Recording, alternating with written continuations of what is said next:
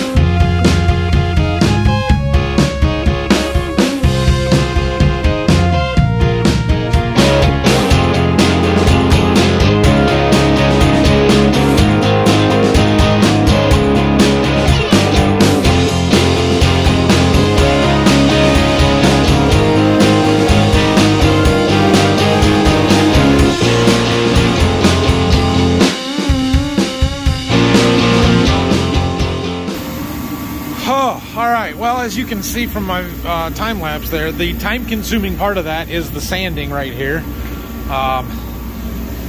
But we've got these all made up. I think this is enough. I think. Not 100% sure of that, but I made some longer ones. These four and these four that should do the top steps. And then the rest of them can go on the bottom or the landings. And I think I've got enough. There was, I think, 13 steps plus the top maybe. So, let's see, 4, 8, 12, 16, 18. Yeah, I ought to have plenty.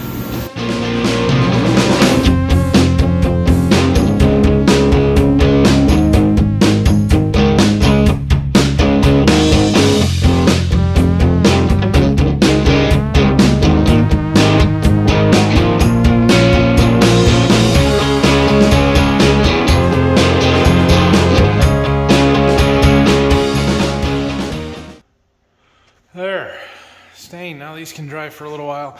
I think I'm going to install them before I put the finish coat on. So this is the stain. I'm going to use that floor finish stuff on these as well, like I did on the treads. However, I've got to lay the walnut hardwood on the landings yet and finish that, and we're going to sand and finish it in place. And so I think I'll just apply it to these at the same time, because these all have to get cut. And yeah, I just think it'll be easier. I think it'll be easier that way.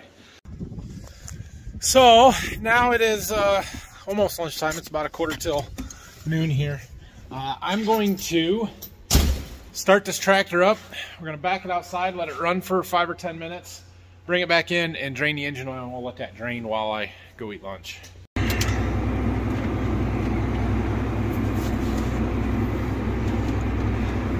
It's warmed up. All right, oil drain is right here on the side, so I need a 1/2-inch breaker bar. Twist the plug out. Ooh. Maybe I need the big 1/2-inch breaker bar. Dang.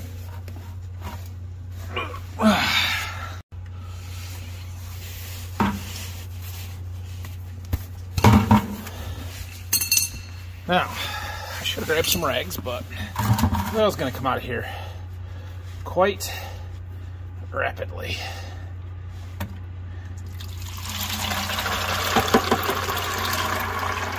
So we're going to sit here until this bucket gets about full. And we're going to swap them as quickly and smoothly as possible.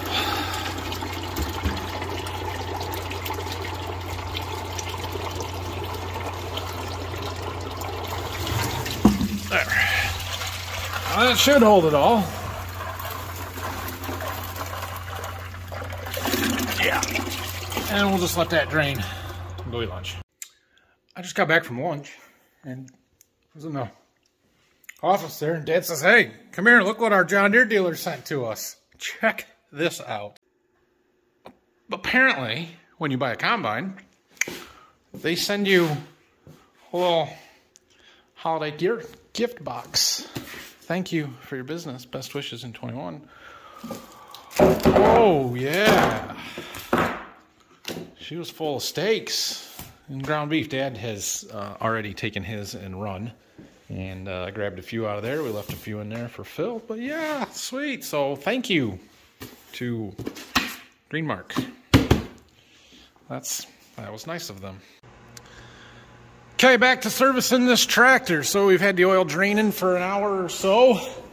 And we got to go upstairs and get all the filters out and change the oil filter. We'll start with that one. And air filter, excuse me, all air filters, all that good stuff. So in February every year, John Deere, or at least our John Deere dealer, I think most of them have their filter sales. So we always stock up, make sure we have one of every filter for every piece of equipment that we have on hand, organized, labeled up here. So we have everything we need. Here's our engine oil filter. Here's our fuel filters. We have hydraulic oil filters. I need to look in the book and see if it is a hydraulic oil filter changing year. Hours-wise, it might be. We might be doing that oil too. So there's a cab air filter, a recirculating air filter, and then we've got the primary engine air and secondary engine air. So we'll carry the ones down that we know we're going to need. So we're kind of right on the edge of that major service interval, the 1,500-hour one. I went in and looked at the computer on the tractor to see how many hours are on it. 4,265, and the 1,500-hour service was last done at 2,992, which means it's due at 4,500. So given that we're 230-ish hours off of that, and we put 500 on it this year, I think we're going to go ahead and do it. We either do it a little bit early or we're going to do it a little bit late next year, and I think I'd rather get ahead of it. So yeah, that means full hydraulic oil change, changing oil in the front wheel hubs. What else? Yeah, those are the big ones there. But hydraulic oil is kind of a big process. There's like 4 or 5 different drain plugs you got to pull out to do it, and so I guess that's what we're gonna do. But first, we finish the engine oil. We gotta change this filter.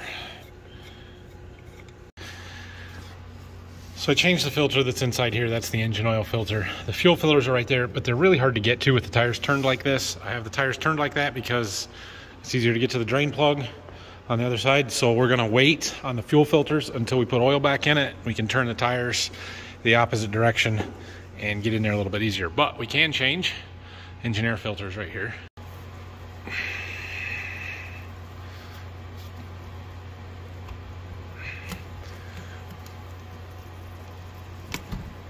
So on this tractor, and really all of our tractors and equipment, there's a primary outer engine air filter and then an inner secondary engine air filter. You can blow this one out. We do blow this one out throughout the year as necessary.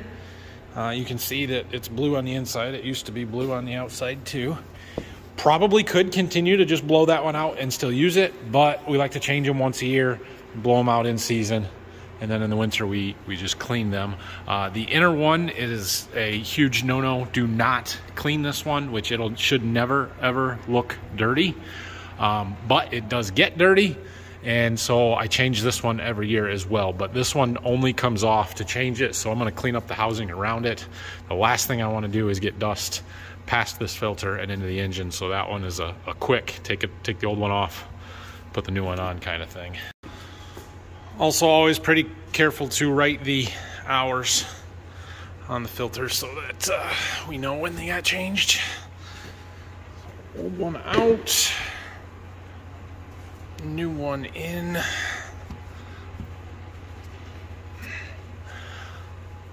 Let's see, today's the 11th. We did it on the 5th last year. We're a week behind. You know what helps? Writing the right date on it. Whoops. I think that's the first time I've made that mistake this year. Won't be the last. Okay, those are done. I'm gonna pull cab air filters. This is always the dirtiest one on the entire machine.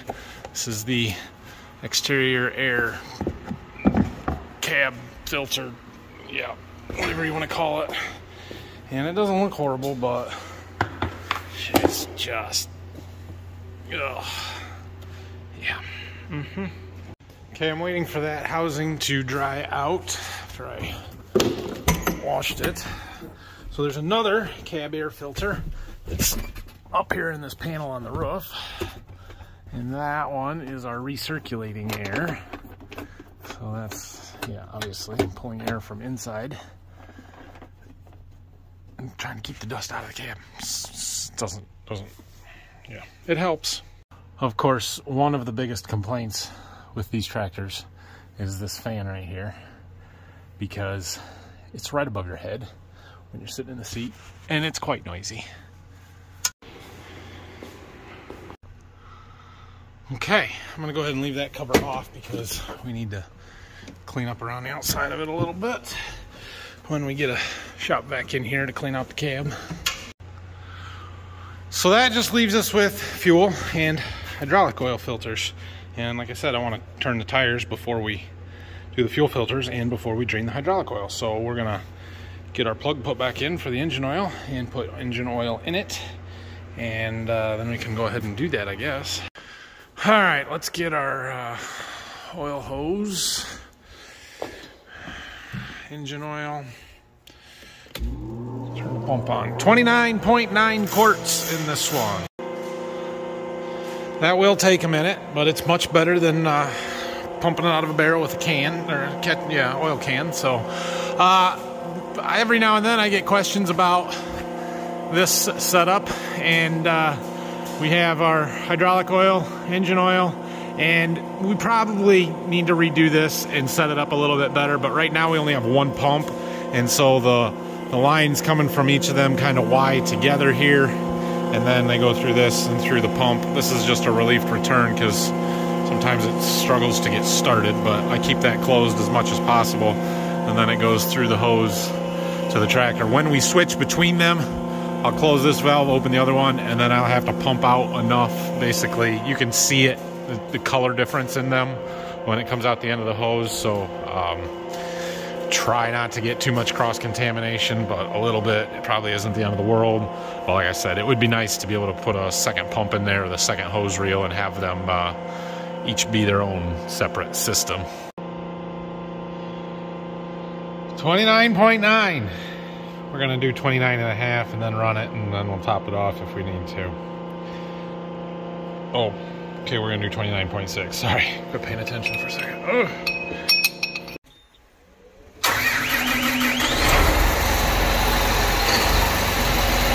Turn our tires the other way.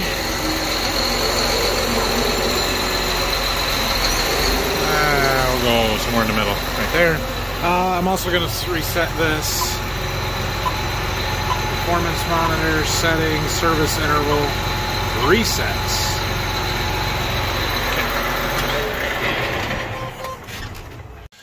Okay, so we are draining the fuel water separator. And this tractor, I need to close that. It'd be easier to get to these with that closed, the hood. This tractor has a primary and a secondary fuel filter. We change them both at the same time, and you absolutely do not, under any circumstances, pre-fill these filters. Pre-filling the filters will send unfiltered fuel directly to the engine, and that is not what we want. See that? Do not pre-fill. Do not. But we need to twist them off. I have to adjust my filter wrench.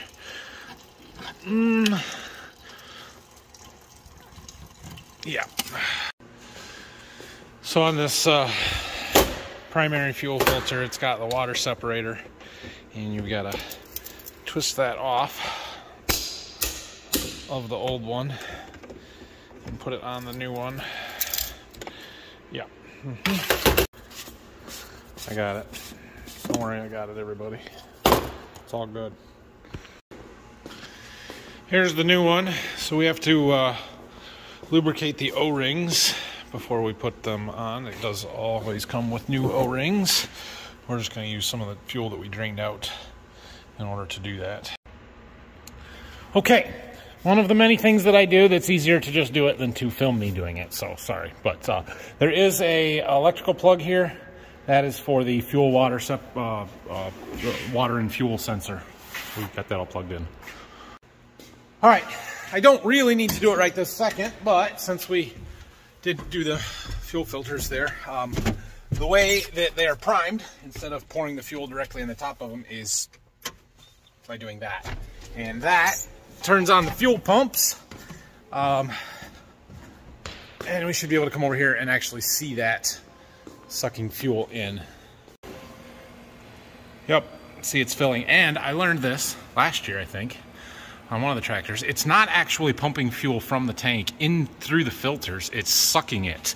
It's creating a vacuum and pulling it out of the tank. And that's how it's filling it. Because if you leave the water separator drain on the bottom of that open, you'll never get fuel because it never builds a vacuum. So I let that run for a minute or so and it should prime it. We could start it up just to make sure that it will start. Hydraulic oil time. You hear what I mean about that fan being right above my head? Anyway, let's see here.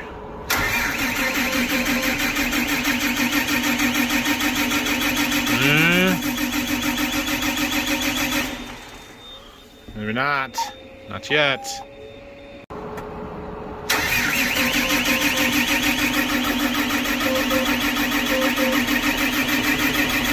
Should go.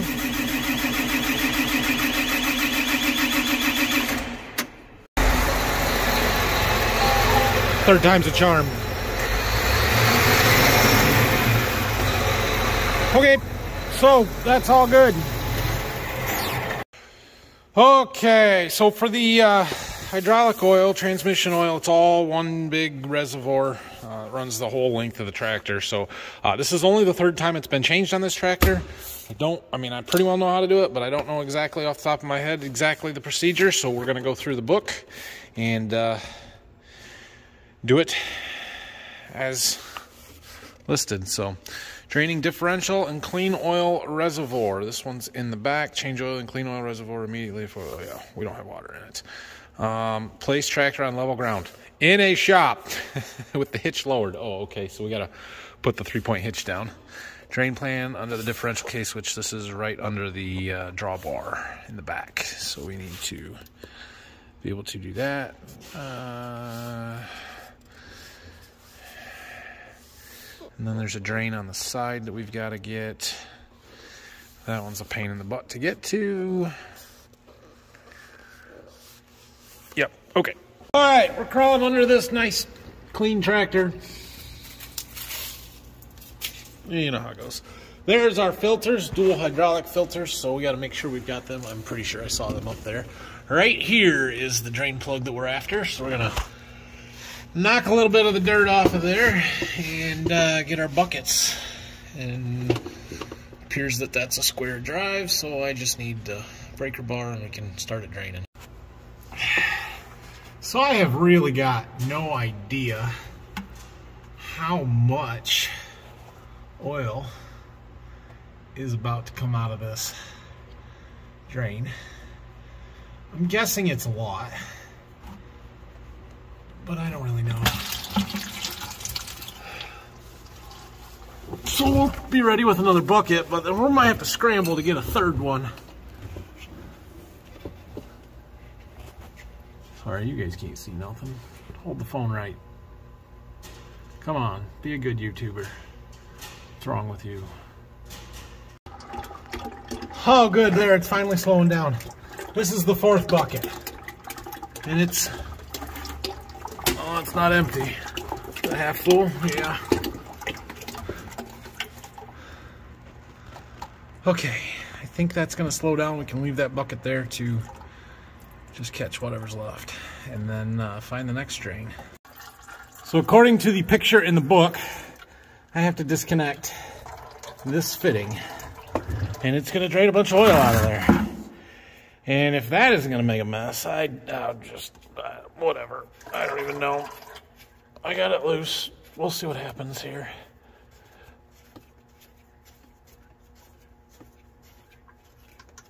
Why there's a drain plug up there or a drain up there, I have no idea.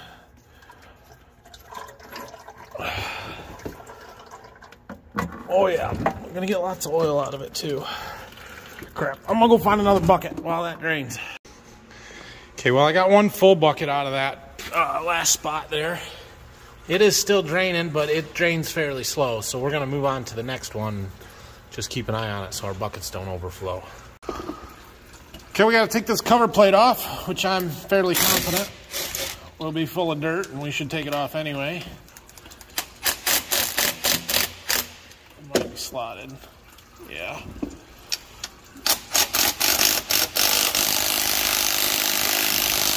Well, that's not good.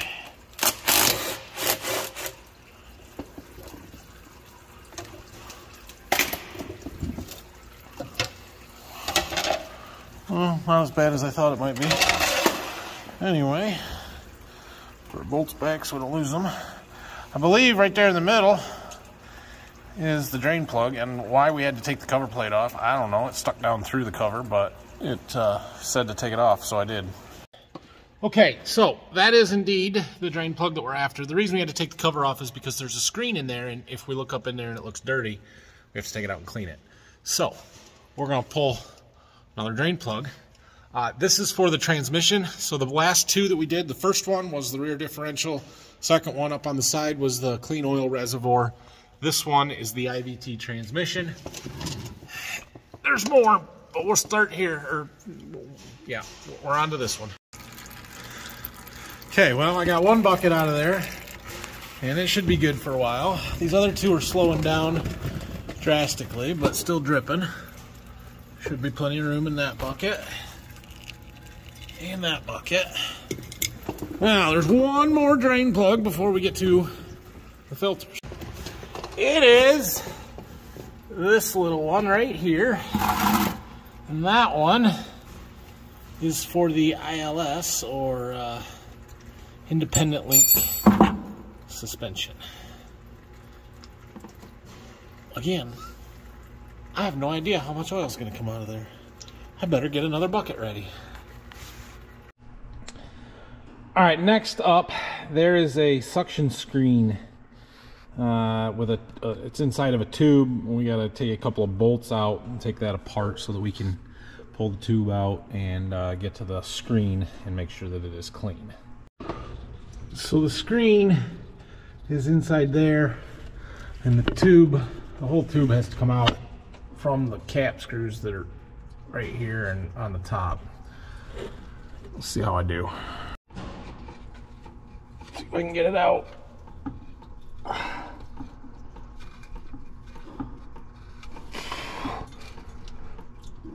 Come on. I can feel it, but I can't get it out. I'm gonna have to go around the back.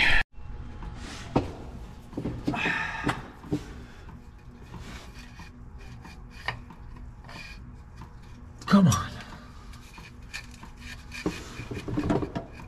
I wonder. Oh yeah.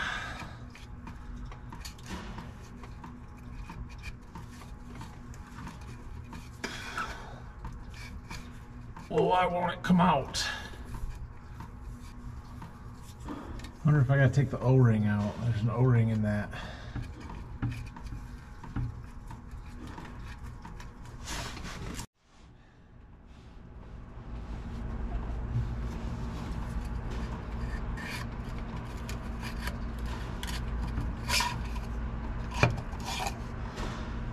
Got it.